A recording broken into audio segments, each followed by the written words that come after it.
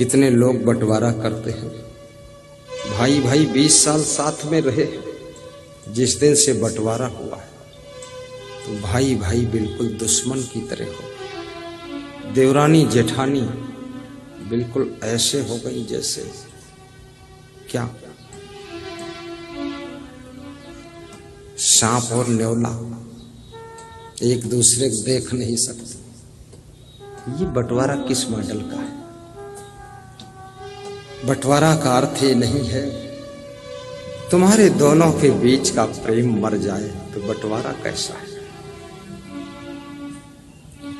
और जहां ईमानदारी रहती है वहां पर कभी भी प्रेम समाप्त नहीं होता है।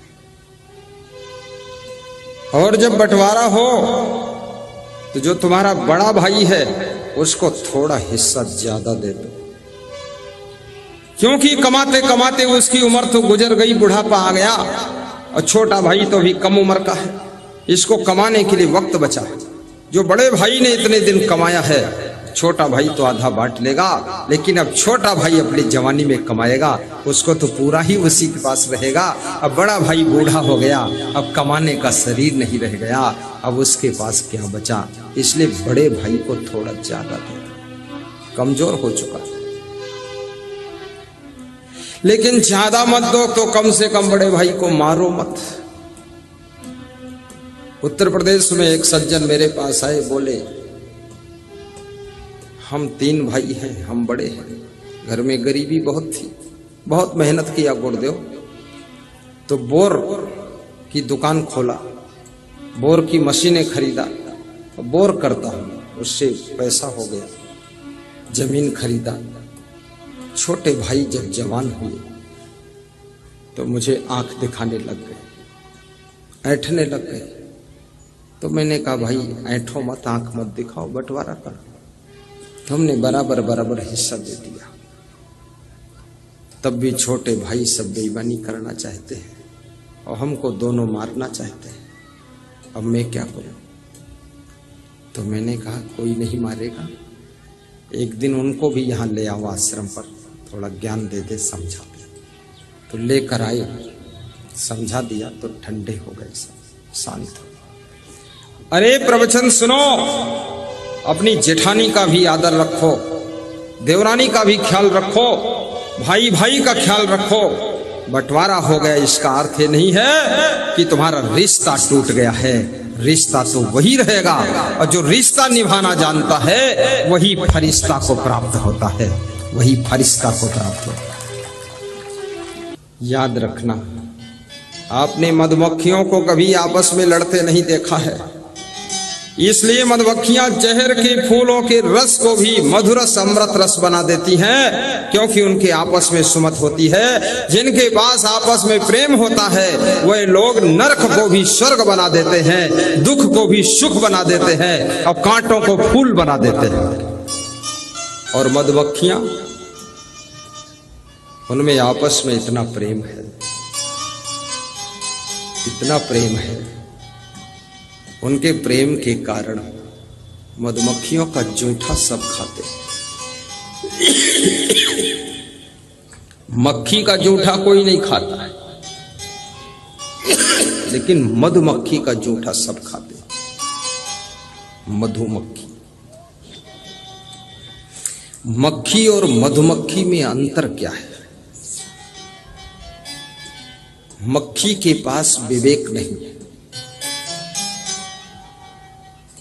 वो सब जगह बैठ जाती है, बिष्ठा पर बैठ जाएगी और फिर वहां से उड़ेगी तो खीर के ऊपर बैठ जाएगी, बेअकल।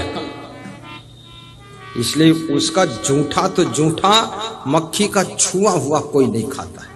इसलिए हलवाई लोग भी अपने दुकान में कांच लगा के रखते हैं, उसके अंदर मीठा रखते हैं कि मक्खी छू ना पाए। उसके पास विवेक नहीं। लेकिन मधुमक्खी कभी बिष्ठा पर नहीं बैठती, फूल पर बैठती है। और मधुमक्खी कभी फालतू जगह पर नहीं बैठती, जहां उसको रस मिलता वहीं बैठती है, रस। और मधुमक्खी फालतू किसी को छेड़ती भी नहीं है, और मक्खी तो फालतू भी छेड़ती रहती है। कहीं तुम्हारे नाक पर बैठ जाएगी, आंख पर बैठ जाएगी, फिर अपने पैरों से गुजगुजा देगी, डिस्टर्ब बहुत करती है। हाँ, तो मक्खी ऐसा नहीं करती। मक्खी को बैठने का स्थान मालूम मुझे कहां बैठना है। जो मधुमक्खी की तरह है, जिनके पास में विवेक है,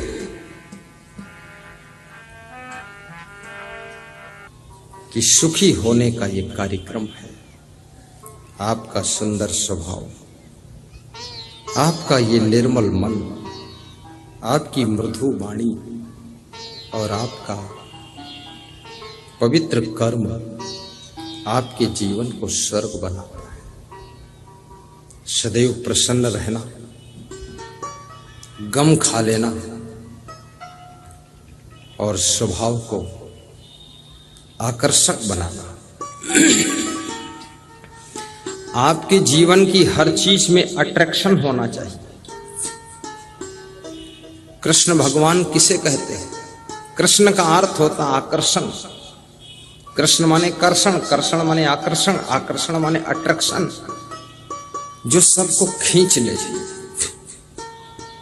आकर्षण का मतलब खींच लेता है। कृष्ण भगवान सबको अपनी ओर खींचकर भक्ति में जोड़ देते थे, इसलिए वे भगवान बन गए। तुम्हारे अंदर भी आकर्षण होना चाहिए।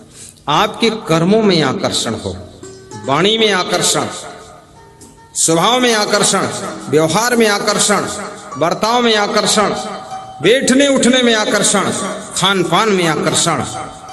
आपके मकान में भी आकर्षण होना चाहिए और गाड़ी में भी आकर्षण होना चाहिए। और मैं तो निवेदन करूंगा कि आप कपड़े भी ऐसे पहनो कि उसमें भी आकर्षण हो, और दुनिया को आकर्षित करके गुरु के चरणों में जोड़ दो, ताकि इनका दुख भी सुख में बदल जाए, इनकी जिंदगी धन्य हो जाए।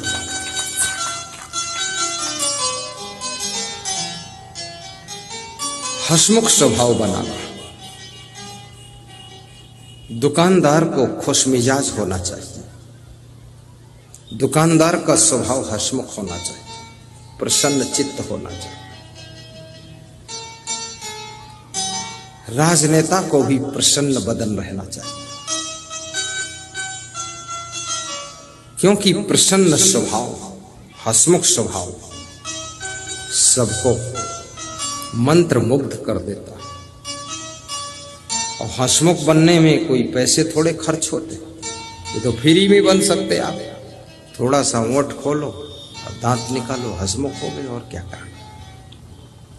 बहुत सस्ता है हंसमुख। पत्नी को भी हंसमुख रहना चाहिए। कितनी पत्नियां ऐसा मुख बनाती है, बिल्कुल मंदोदरी का मुख है, सुपर्णखा का मुख। पति देखता है तो पति को हो जाता है दुख, ऐसा भयंकर मुख। कभी हंसती नहीं, मुस्कुराती नहीं। शादी करके पति भी फंस गया, क्या करूं, अब ट्रांसफर भी जल्दी होगा नहीं, चेंज होगी नहीं, अजर अमर अविनाशी है।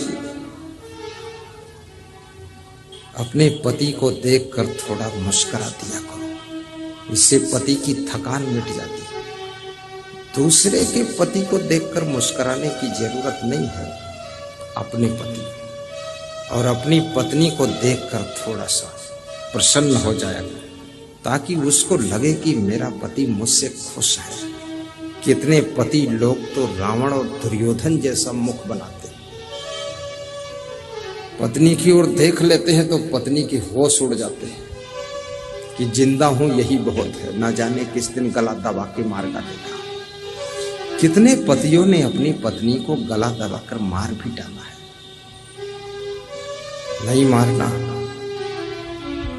और पत्नियों से भी मैं कहूंगा, गम खाकर रह रहे, ज्यादा लड़ाई झगड़ा मत करो। ये जीवन निपटा लो, अगले जन्म में फिर तुमको यही पति मिलेगा, यही मिलेगा। मैं ऐसा आशीर्वाद दूंगा, ये सुधर कर मिलेगा, अब बिगड़ा नहीं रहेगा, अब सुधर जाएगा। इसको निभा लो।